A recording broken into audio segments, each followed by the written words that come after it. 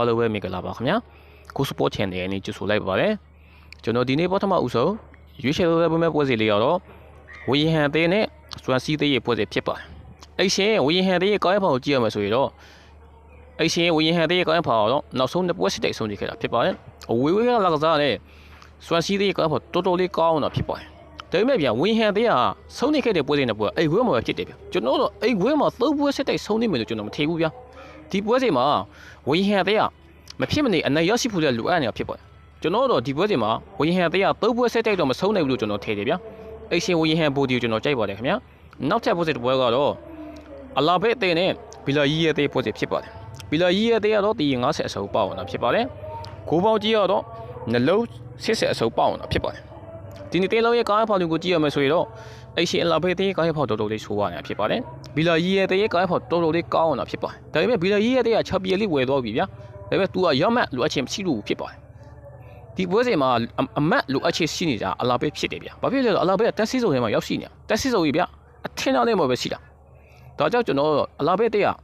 ဒီပွဲစဉ်မှာအနည်းဆုံး3ရီတော့ကစားနိုင်မလို့ကျွန်တော်ထင်တယ်ဗျာသူရဲ့တက်စစ်စုံရဲ့ရုပ်အောင်ဒီပွဲစဉ်မှာမြင်တွေ့ရမလို့ကျွန်တော်ထင်တယ်ဗျာဒီပွဲစဉ်မှာကျွန်တော်အရှင်အလာဘက်ဘိုဒီကိုကျွန်တော်ကြိုက်ပါတယ်ခင်ဗျာနောက်ထပ်ပွဲစဉ်တစ်ပွဲကတော့မိုချင်သေးနဲ့စိတ်ပိုးလီသေးပွဲစဉ်ဖြစ်ပါတယ်အရှင်မိုချင်သေးကတော့ဒီ90အစုံပေါအောင်တာဖြစ်ပါတယ်ကိုပေါင်းကြည့်ရတော့နှလုံး30ဆုံးပေါအောင်တာဖြစ်ပါတယ်ဒီနေ့တဲလုံးရဲ့ကောင်းဖောင်တွေကိုကြည့်ရမယ်ဆိုရင်တော့စိတ်ပုတ်လီတရားကောင်းဖောင်တော်တော်လေးကောင်းအောင်တာဖြစ်ပါတယ်အဲ့ရှင်မိုးချင်သေးကောင်းဖောင်တော်တော်လေးဆိုးရတာဖြစ်ပါတယ်ဒါပေမဲ့ဗျာမိုးချင်သေးကဒီပွဲစဉ်မှာဒီ90ဆုံးပေါအောင်နဲ့ကြီးရတော်တော်လေးကိုများတယ်ဗျာဘာဖြစ်လို့လဲဆိုတော့မိုးချင်သေးကကောင်းဖောင်တော်တော်လေးဆိုးရတာဖြစ်ပါတယ်ဒါပေမဲ့ဗျာအဝင်းဝဲကစိတ်ပုတ်လီတရားလည်းသူကအဝင်းဝဲဆိုတော်တော်လေးအားနဲ့အသေးဖြစ်ပါတယ်ဒါကြောင့်လေဗျာဒီ90ဆုံးပေါအောင်တာဖြစ်ပါတယ်ကျွန်တော်တော့ဗျာအဝေးဝေးကလာကစားတဲ့စိတ်ပုတ်လီတရားနဲ့တက်ဆီဆိုထဲမှာရောက်ရှိနေတဲ့တွေ့ဗျာကျွန်တော်တို့ဒီပွဲစဉ်မှာစိတ်ပုတ်လီတရားတော့အနည်းဆုံး3ရီတော့ကစားမယ်လို့ကျွန်တော်ထင်တယ်ဗျာဘာဖြစ်လဲဆိုတော့3ရီကြားလို့ရှိရဗျာစိတ်ပုတ်လီဖေးကကြီးအပြည့်နေပါအောင်နေဖြစ်ပါတယ်ဒါကြောင့်ကျွန်တော်အဝေးဝေးကလာကစားတဲ့စိတ်ပုတ်လီဘိုဒီကျွန်တော်ကြိုက်ပါတယ်ခင်ဗျာနောက်ထပ်ပွဲစဉ်တစ်ပွဲကတော့မာဆေးသေးနဲ့အော့ဈေးသေးရဲ့ပွဲစဉ်ဖြစ်ပါတယ်အရှင်မာဆေးသေးက350အစုံပေါအောင်တာဖြစ်ပါတယ်ကိုပေါင်းကြီးကတော့3လုံး30အနိုင်ပေါအောင်တာဖြစ်ပါတယ်ဒီနေ့တဲလုံးရဲ့ကားဖောင်တွေကိုကြည့်ရမယ်ဆိုရင်တော့အရှင်မာဆေးသေးကားဖောင်တော်တော်လေးကောင်းအောင်တာဖြစ်ပါတယ်အဝေးဝေးကလာကစားတဲ့